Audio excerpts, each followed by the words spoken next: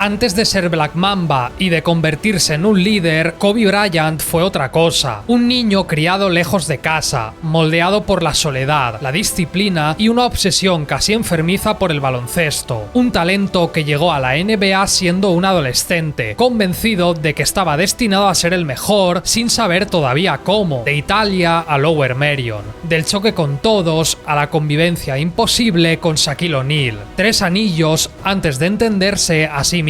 Una década marcada por el talento, los conflictos y una pregunta que lo acompañó siempre: ¿qué precio tenía ser el mejor? Para convertirse en leyenda, Kobe Bryant tuvo que construirse desde el conflicto. Esta es su historia. Kobe nació en Filadelfia por una sencilla razón. Su padre, Joe, era jugador de los 76ers. Mientras que de él heredó el amor por el juego, su madre puso el carácter y la determinación por ser un perro de presa. Y es que nació en una familia con tradición baloncestística y con una disciplina férrea que definió su carrera. Aunque Joe fue jugador de la NBA durante 5 años más y un titular apañado, estuvo lejos de ser una superestrella. Tras pasar por San Diego y por Houston, en 1983 se le cerraron las puertas de la liga y su destino estaba en el viejo continente, en Italia. En la pequeña Rieti, el equipo de la ciudad le ofreció algo muy goloso: ser su propio Dr. J, casa pagada, un coche y un muy buen sueldo para la época. Y funcionó, vaya si funcionó. Bryant se marchó por encima de los 30 puntos por partido y redescubrió su amor por el baloncesto. En lugar de pudrirse en los banquillos de la liga intentando hacerse un hueco,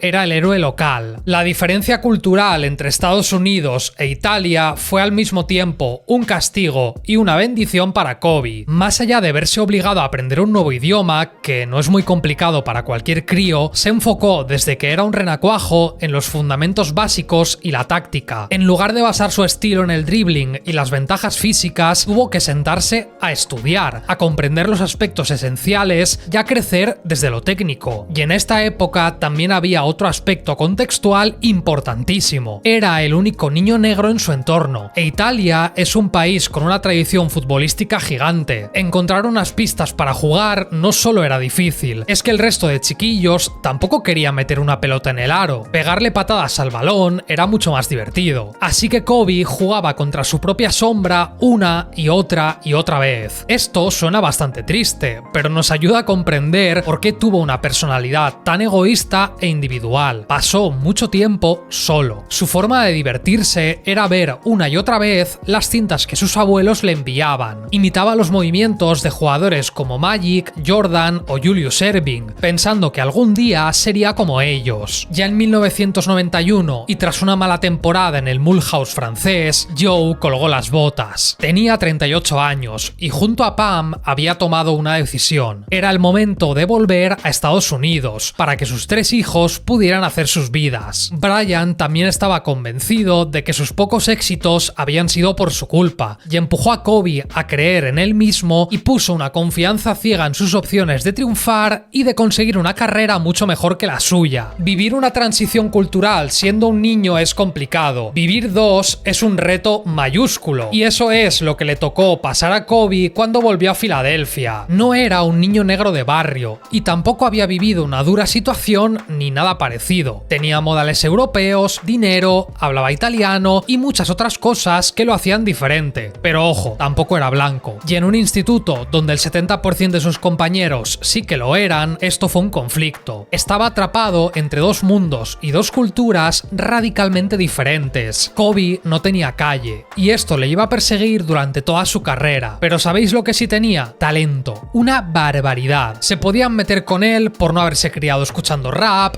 por no saber defenderse, pero ahora bien, en la pista iba a destrozar a cualquiera que lo retase. Así es como se ganó a sus compañeros en Ballacine Middle School. Estaba en su 8º curso, y seguro que el siguiente instituto os suena mucho más: Lower Merion. Greg Downer fue el entrenador que le invitó a jugar para ver si podía formar parte del equipo, y con apenas 5 minutos comprendió que iba a ser muy bueno. No solo no le tenía miedo a ningún rival, iba con todo desde el primer segundo. Con 13 años odiaba perder, y el récord de 4-20 esa temporada no le sentó bien. Quería ganar, hacerlo todo perfecto, pulir su juego y no cometer errores. Lo que pasa es que era un chaval, de forma natural los cometía y seguiría cometiendo. Ya por aquel entonces hay historias que dicen que se levantaba a las 4:30 de la mañana, recogía a un par de compañeros y le esperaban en el gimnasio a las 5. Y yo particularmente me lo creo, porque pienso que siempre estuvo obsesionado. El equipo ganó muchísimo más en la 93-94, con Kobe como su gran estrella. 25, 30 puntos, un triple doble, remontadas. Del durísimo 4-20 pasaron a un 17-6 y ese récord mejoró todavía más la siguiente temporada. Y estaba claro que apuntaba muy alto. Por un lado, era un lobo solitario y no le gustaba el fracaso. A la vez, empujaba al resto hasta el límite, buscando mejorar y ganar cada día más. Las derrotas pasaron a ser anecdóticas y en su año senior, cuidado con sus promedios. 31 puntos, 10 rebotes, 5 asistencias, 4 tapones y más de 2 robos por partido. Lo hacía todo, estaba en todas partes y Lower Merion no dejaba de ganar. El balance final fue de 31 victorias y 3 derrotas, con 27 de ellas consecutivas. En las semifinales se partió la nariz y pese al dolor anotó 39 tantos, 20 de ellos entre el último cuarto y la prórroga. La intensidad no era negociable para él y por primera vez en 53 años el equipo ganó el campeonato estatal. Así, rodeado de cámaras, vestido con un traje de su padre, con la cabeza rapada y unas gafas de sol como complemento, el 29 de abril de 1996 anunció que no tenía intención de acudir a la universidad. Se declaró elegible en el draft de ese mismo año. Los periodistas presentes en esa improvisada rueda de prensa fliparon con su actitud, porque esto fue una declaración de intenciones. Y en parte es normal. En aquel momento, solo 5 jugadores habían dado un salto tan grande como ese. Quería seguir los pasos de Moses Malone, de Darryl Dawkins y sobre todo de Kevin Garnett. Él estaba convencido de que iba a llegar a la NBA y los iba a dominar a todos. Porque sí, esto también fue Kobe Bryant, alguien con un ego y una ambición desmedidas.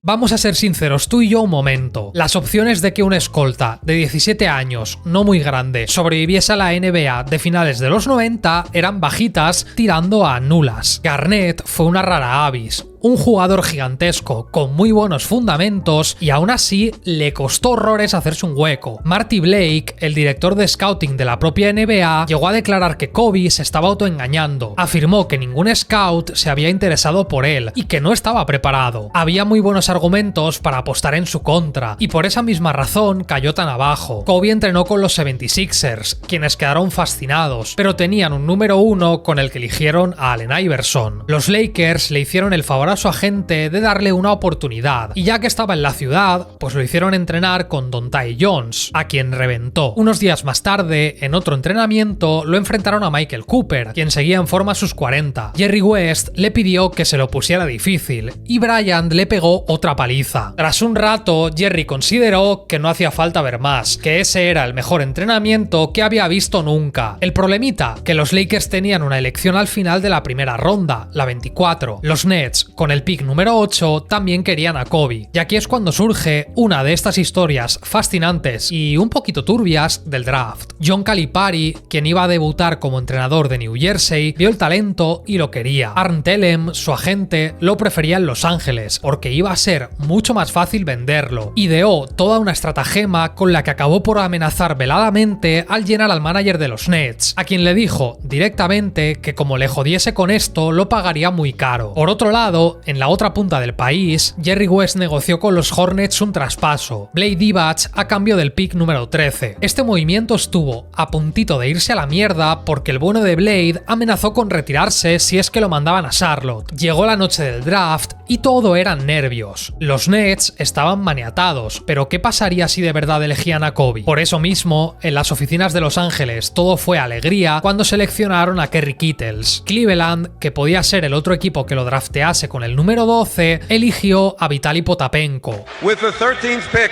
in the 1996 NBA draft, the Charlotte Hornets select Kobe Bryant from Lower Merion High School in Pennsylvania.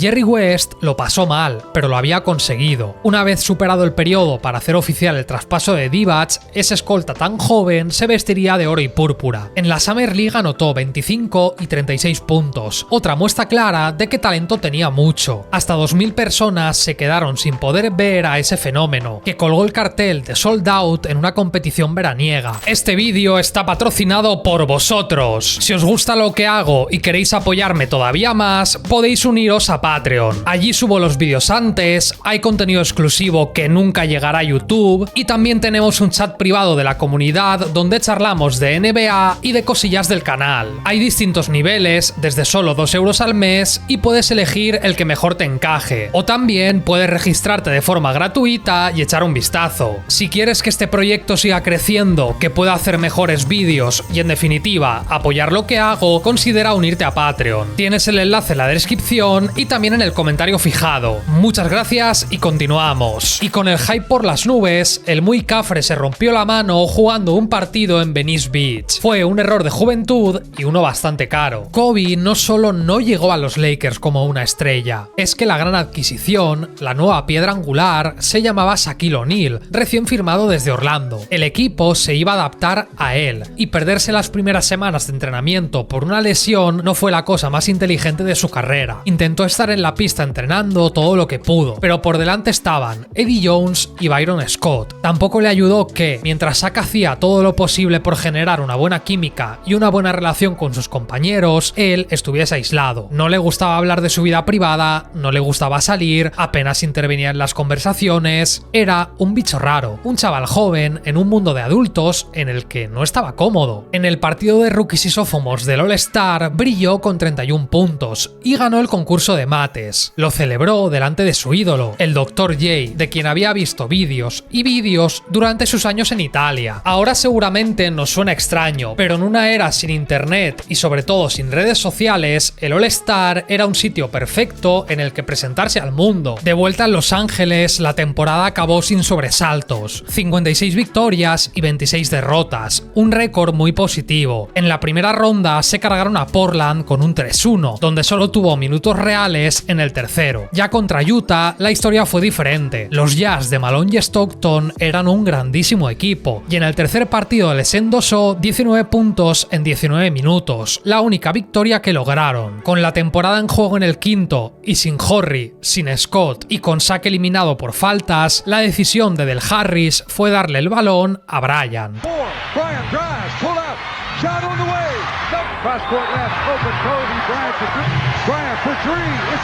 Se marcó 4 airballs y fueron eliminados en la prórroga. Una actuación desastrosa ante la que O'Neal respondió que por lo menos tuvo cojones de tirar, en lugar de acobardarse. Esa misma noche, tras la humillación, se marchó directo al gimnasio para practicar su tiro. Motivación en ese instante no le faltaba, un ridículo enorme y la crítica feroz de la prensa. Esto fue gasolina para volver más motivado que nunca. Casi cualquier chaval hubiese perdido la cabeza con esto que pasó. Él se puso a entrenar, volvió más fuerte que nunca y con el mítico pelo afro. Arrancaron con 11 victorias consecutivas y Kobe asumió el papel de sexto hombre. Su energía estaba muy por encima de la del resto y se notaba. Ese buen inicio se vio opacado por la lesión de O'Neal, ante la que respondió anotando todavía más, pero con varias derrotas. Le encantaba meter puntos y se veía capaz de dejar grandes marcas, pero sin mirar por el equipo en absoluto. El 17 de diciembre de 1997 fue una fecha clave para él y para la propia NBA. Chicago contra Los Ángeles. Los medios vendieron el encuentro como el día en el que Mike pasaría la antorcha, aunque él no lo tenía tan claro. Kobe anotó 33 puntos, pero se fue apalizado. En el último cuarto llegó incluso a preguntarle a su ídolo cosas más técnicas, ante lo que Jordan solo pudo darle algún consejo y asegurarle que obtendría lo que quería con la experiencia. Pese a ser suplente, fue votado seleccionado para acudir como titular al All-Star. Ya era un fenómeno, uno que encantaba a los aficionados de todo el país. Vivió otro choque con Mike, al que buscó toda la noche, y también sufrió otra derrota, con la que enfadó a Karl Malone, entre otros veteranos. Y tras el partido de las estrellas, Kobe se estampó de frente con el no tan popular muro del sophomore. Una crisis de confianza, sumada a mucho cansancio físico, hizo que su rendimiento se desplomase. Las tensiones en el vestuario no dejaron de crecer, en concreto con Shaq y con Eddie Jones. Ambos veían que estaba recibiendo demasiada atención y su nivel era cada vez más cuestionable. Pero bueno, no levantaron el pie del acelerador y zanjaron la regular season con un brillante 61-21. Kobe quedó segundo por el premio a sexto hombre del año y pasó de unos escasos 7 puntos a promediar más de 15. Ya en los playoffs vivió una montaña rusa. En el primer partido frente a Portland anotó 11 puntos en el último cuarto, vitales para sellar la victoria. Tras esto apenas jugó los dos siguientes. Ya anotó 22 en el último para avanzar a las semifinales. Frente a Seattle lo pasó bastante mal. Una mala actuación en el Game 1, sumada a una ausencia por fiebre en el segundo y un banquillazo en el tercero, cambió la percepción pública sobre él. Un 55% de los espectadores de una cadena de Los Ángeles consideró que los Lakers eran mejores cuando no jugaba. Una hostia con la mano abierta a su ego. Disputó 3 minutos en el cuarto y 11 en el quinto. Años más tarde confesó que jugar tan poquito le dolió. Y Del Harris también aseguró que le podía haber dado más oportunidades, pero que en ese momento no era necesario. Y en las finales de conferencia vivió un desastre a nivel individual y colectivo. No solo es que cayeran 4-0 frente a los Jazz, él perdió casi todos sus tiros y el protagonismo que se había ganado, hasta llegar al punto de parecer irrelevante. Fue un jarro de agua fría para todos y otro golpe directo a su percepción. La 98-99, como consecuencia del lockout, arrancó tarde y solo disputaron 50 partidos. Y sí, también fue un año movido de narices. Por un lado, la Associated Press afirmó que Bryant estaba a puntito de firmar una extensión de contrato por 6 temporadas y 71 millones. Esto irritó a muchos miembros de la plantilla. Por su parte, O'Neal despotricó sobre una encuesta del USA Today que situaba al equipo de Los Ángeles como el cuarto mejor de la conferencia. Jones se sentía traicionado por los constantes rumores de traspaso. Al pobre Robert Horry le diagnosticaron una arritmia cardíaca. Derek Fisher volvía a ser el base titular y todo el mundo lo cuestionaba. Y lo peor de todo esto es que las dos estrellas casi acabaron a hostias en un entrenamiento. Kobe, bastante desubicado, le dijo a Shaq que era su equipo, y la idea de bombero que tuvo O'Neal fue cruzarle la cara. Compañeros como Polinais lograron separarlos, pero dada la diferencia de tamaño, suerte tuvo Bryant de no acabar hospitalizado, porque con el tiempo se supo que Shaq lo quería matar. Tras arrancar con un mediocre 6-6 de balance, West despidió a Del Harris, y el pobre Kurt Rambis asumió el papel de entrenador principal. O'Neal nunca lo quiso, porque veía que su favorito era Kobe, y por si no había ya bastante caos en el vestuario, Jerry Buss decidió que era una fantástica idea meter ahí dentro a Rodman, un tío conocido por ser tranquilo, simpático, que nunca generaba problemas,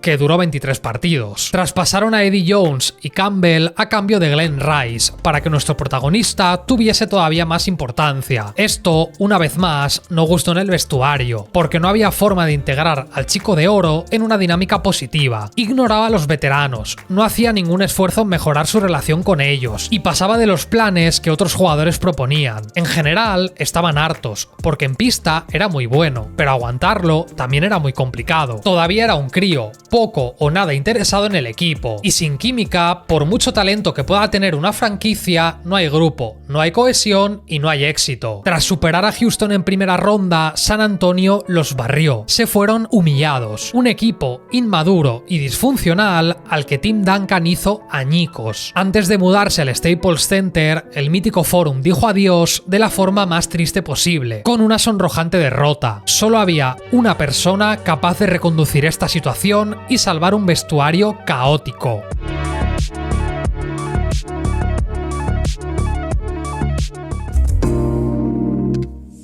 Jerry West se tragó su orgullo y llamó a Phil Jackson, quien llevaba un año de descanso y relajación. Tras una conversación complicada pero fructífera, asumió la sencillita misión de entrenar a este equipo y convertirlo en campeón. Phil impuso un esquema claro en el que Shaquille O'Neal era el centro de todo. Esto, por supuesto, hizo que estuviese muy contento, porque se había impuesto a Kobe. A él no le iban a dejar acaparar el balón, y si lo había conseguido previamente con Michael Jordan, ese chiquillo no iba a ser menos.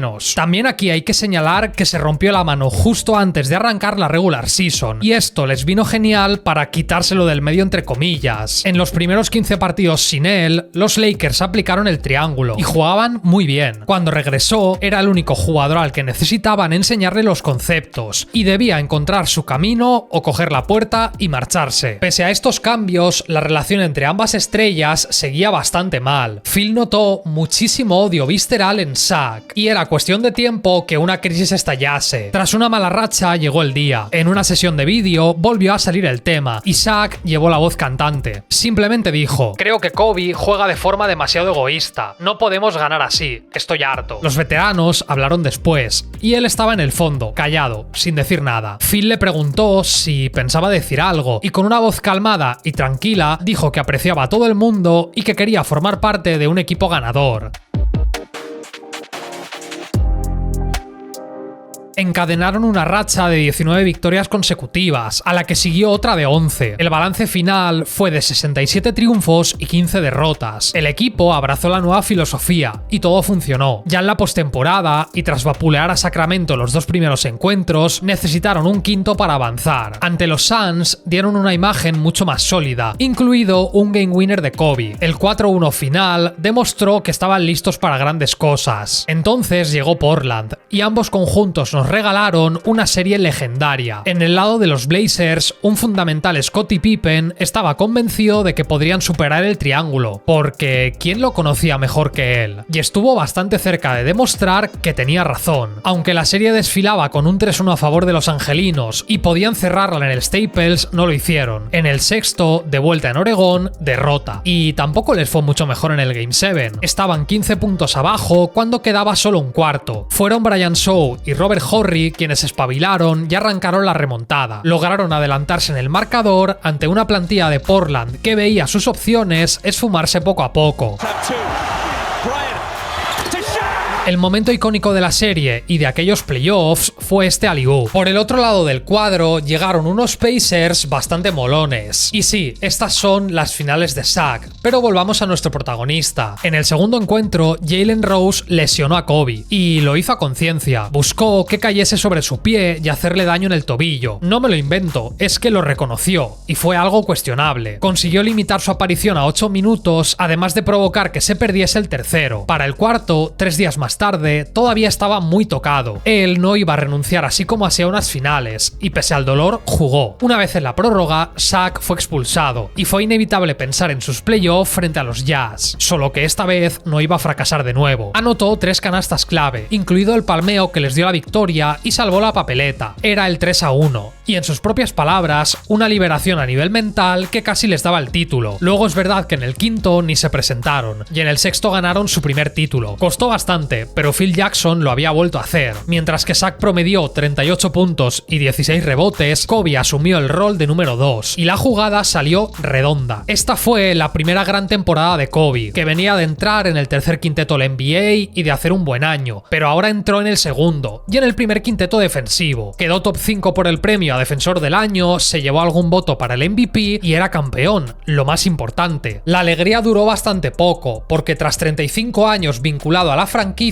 Jerry West se marchó. La realidad es que no soportaba a Phil Jackson y le dolió muchísimo que lo apartase. Eran polos completamente opuestos y él había perdido la batalla. Hubo cambios en el roster, como la salida de Glenn Rice a cambio de Horace Grant, la firma de Isaiah Ryder, que fue un desastre, o la llegada de Mike Pemberthy, base novato que se ganó el aprecio de Shaq. Un Shaq que, por cierto, llegó muy fuera de forma al training camp y que volvió a avivar los conflictos con Bryant, que siempre estaba al 110%. 100%. Fisher se perdió buena parte de la temporada, lo que provocó un grave desequilibrio en defensa y que Kobe tuviese que asumir mucho más protagonismo en ataque. Él estaba encantado de la vida, pero el juego se resintió por una sencilla razón. Anotaba más, pero es que en defensa dieron vergüenza. Estos cambios provocaron más conflictos entre ambos. Utilizaron a los periodistas para lanzarse pullas, y mientras Shaq decía de Kobe que era demasiado egoísta, él se la devolvía criticando su ética de trabajo. Lo peor es que los dos tenían razón, pero en lugar de hablar como profesionales millonarios, decidieron airear la mierda. En el All-Star de Washington, ambos hicieron como que eran amigos, pero seguían bastante picados. Sobrevivieron al tramo final, y solo el regreso de Fisher, quien firmó un 15-5 en los 20 partidos que disputó, mejoró las expectativas. Parecía que lo tenían todo para repetir título. Atropellaron a Portland, lo que era una gran señal. En las semifinales contra Sacramento, lo mismo, 4-0, con un Kobe pletórico que firmó 29, 27, 36 y 48 puntos. Frente a San Antonio, otra barrida, y en esta ocasión 45, 28, 36 y 24. En un abrir y cerrar de ojos se marcaron un 11-0 y tuvieron casi 2 semanas de descanso para preparar las finales. Con la excepción del legendario primer partido, donde estuvo bastante discreto, machacaron a los 76ers. Un balance final de 15 victorias y solo una derrota. Esto era su segundo título. En el año 2000 se vio de forma clara que estaba por detrás de Shaq. En 2001 sus 29 puntos, 7 rebotes y 4 asistencias por noche decían otra cosa. Estaba preparado para dar un paso al frente y competir por ser la estrella, en mayúsculas. La 2001-2002 fue una temporada marcada por la tragedia y de alguna forma por la tranquilidad. A Kobe se le murió un abuelo, a Phil Jackson su madre, y Shaq, pues bueno, Shaq era Shaq. Decidió evitar una operación más compleja en el pie para no perder demasiado tiempo y arrastró dolores durante todo el año. El 11S fue un evento que afectó a toda la NBA y precisamente O'Neal fue quien lo resumió de forma clara. No había espacio para pelearse por gilipolleces. Aún así, la dinámica del equipo a nivel interno fue compleja. Mientras que Bryant cuajó una temporada brutal, Shaq dejó más dudas. Era un monstruo, pero un poco menos determinante. Un poquito,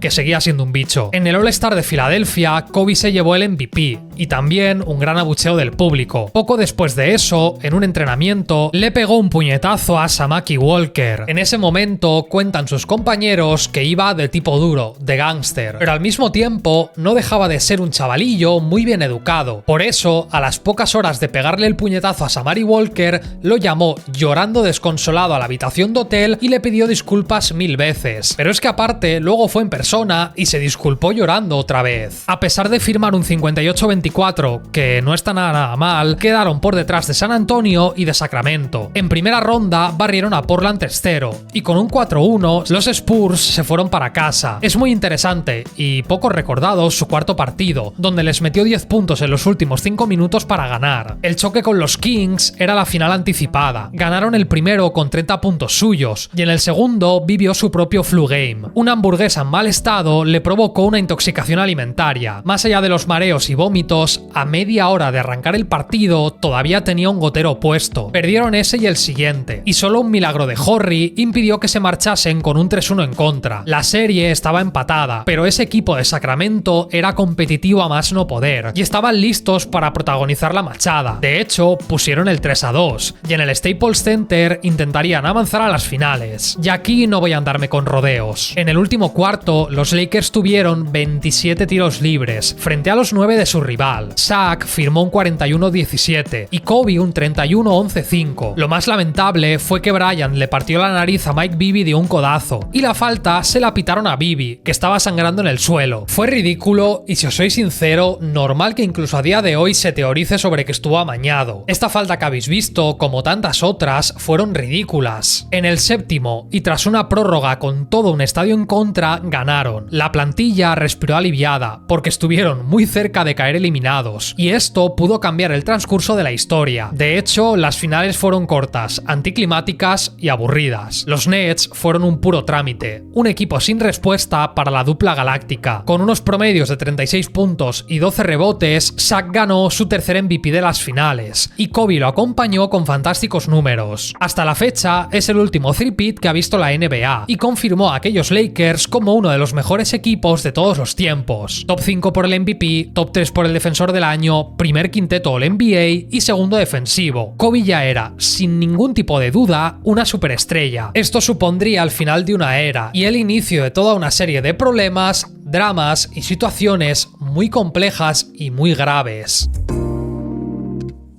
O'Neal, que había arrastrado problemas en el pie durante toda la temporada, pasó todo el verano sin operarse. ¿El motivo? Pues que según él, como se había lesionado en el trabajo, el tiempo de recuperación sería en su horario laboral. Esto provocó más conflictos entre los dos, y también con la directiva, aunque por suerte no escalaron. Sí que empezaron el año con un durísimo 3-9 de balance, y con un Kobe que asumió una cantidad de tiros altísima. Con un 11-19, la temporada pintaba bastante fea, y la realidad fue que esos Lakers no aspiraban a nada. Bryant se pasó todo el mes de febrero por encima de los 40 puntos, que es una fantástica marca. Ahora, la defensa colectiva era pésima, y el ataque, por bueno que fuese, no lo compensaba. Además de jugar su último partido contra Jordan, cerró el año con 30 puntos por noche, y también batió el récord de triples anotados en un partido. Todo esto era fantástico, pero firmaron un 50-32, y quedaron quintos. No iban a tener ventaja de campo en ninguna serie. Tumbaron a Minnesota en 6 partidos, y durante un breve periodo de tiempo, aficionados y medios se preguntaron si de verdad lo lograrían de nuevo. A Shaq se le vio físicamente bien, Kobe rendía de lujo y nadie quería chocar contra el tricampeón, menos aún con un O'Neal que parecía rendir al 100%. La felicidad duró poquito, porque San Antonio iba a ser el equipo que los liquidase. Tras perder los 2 primeros, empataron la serie en el Staples, y en el quinto bien pudieron lograr el milagro, porque remontaron una desventaja de 25 puntos. Por desgracia para ellos,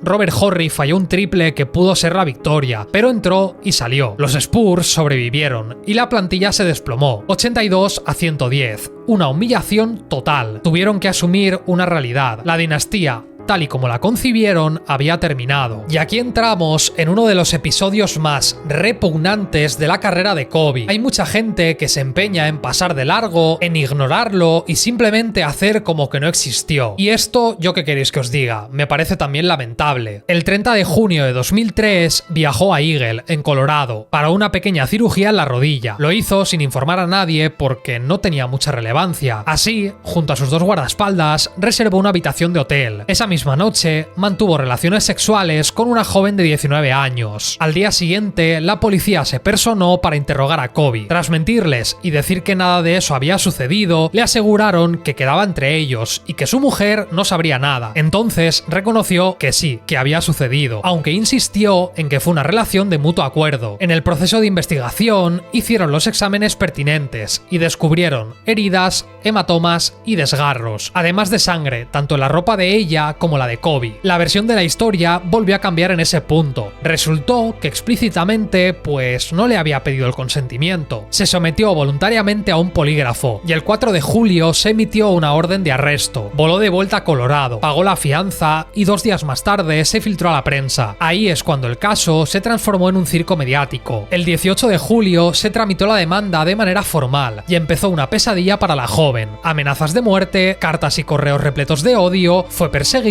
y luego estuvieron los ataques de la abogada de Kobe, que la tildó de desequilibrada, esquizofrénica, mentirosa y cosas peores. En agosto de 2004 se presentó otra demanda civil. Un mes más tarde, el juez del distrito desestimó los cargos contra él porque ella no quería testificar. Ese mismo día, Kobe lanzó un comunicado en el que se disculpó por lo sucedido, aceptó todo el dolor provocado y, pese a defender que para él el encuentro fue consensuado, reconoció que ella no lo vio igual. Y aquí viene el final. En marzo de 2005, ambas partes resolvieron la demanda civil con un acuerdo de pago de 2,5 millones. Kobe no fue declarado culpable porque nunca se llevó a cabo el juicio. Tenía un equipo legal extremadamente potente, lo mejor de lo mejor, y aún así optó por hacer un acuerdo extrajudicial. En Estados Unidos esto es bastante habitual y sobre todo lo es cuando hay un desequilibrio de poder tan grande y la diferencia en este caso era abismal, además de ser muy mediático. Es un episodio oscuro, incómodo y que no se debe blanquear. El acuerdo tampoco fue una admisión de culpabilidad, porque él enseguida dejó otro comunicado y nunca lo reconoció. Ahora, tampoco pagó casi 3 millones de dólares por simpatía y por buena gente. En este punto, cada uno puede interpretar lo que desee, pero las cosas fueron así. La vida siguió y nosotros volvemos a Los Ángeles. Mientras todo esto pasaba, los Lakers firmaron ficharon a Karl Malone y Gary Payton, con lo que esperaban crear un super equipo. Y ojo, que arrancaron con un 18-3, pero se les vieron las costuras rápidamente. Malone ya tenía 40 añazos y una lesión en la rodilla lo dejó fuera de combate durante 3 meses. La defensa se desestabilizó y Gary Payton nunca logró adaptarse al triángulo. Se sentía poco utilizado y frustrado, aunque la peor parte se la llevó Shaq. ¿Quién si no? Bryant afirmó a los inspectores de policía que él también hacía cosas así, y aunque jamás se investigó, tuvo que decir que aquello fue una mentira para intentar animarlo. La mala relación que ya tenían se rompió todavía más. Se tiraron dardos de nuevo, y ese vestuario fue un polvorín. Estaba cantado que llegarían cambios, y solo era cuestión de tiempo, y pese a todo, se las apañaron para sobrevivir, y ganaron 56 partidos. Su tramo final de año fue bastante decente, y llegaban a los playoffs con una única idea: mantener el proyecto a flote para intentar ganar. Tras vencer a Houston en primera ronda, los Spurs eran el escollo a superar en semifinales, una serie que arrancó con un 0-2 en contra y que levantaron con 2 milagros. En el cuarto partido, Kobe volvió de Colorado a Los Ángeles, donde tenía otra visita, y esa misma tarde les endosó 42 puntos. En el quinto, fue Derek Fisher quien anotó una canasta a falta de 0,4 segundos. Ya frente a Minnesota, no pudieron contar con Sam Cassell al 100%. Este se lesionó en la ingle al celebrar su pase de ronda en las semifinales. Apenas disputó 4 de los 6 partidos que jugaron, a un mal nivel, y tampoco tuvieron alternativa. Entre eso y que no tenían respuesta para el ataque angelino, perdieron. Y así llegaron a las finales, donde fueron humillados por los Pistons. Sí,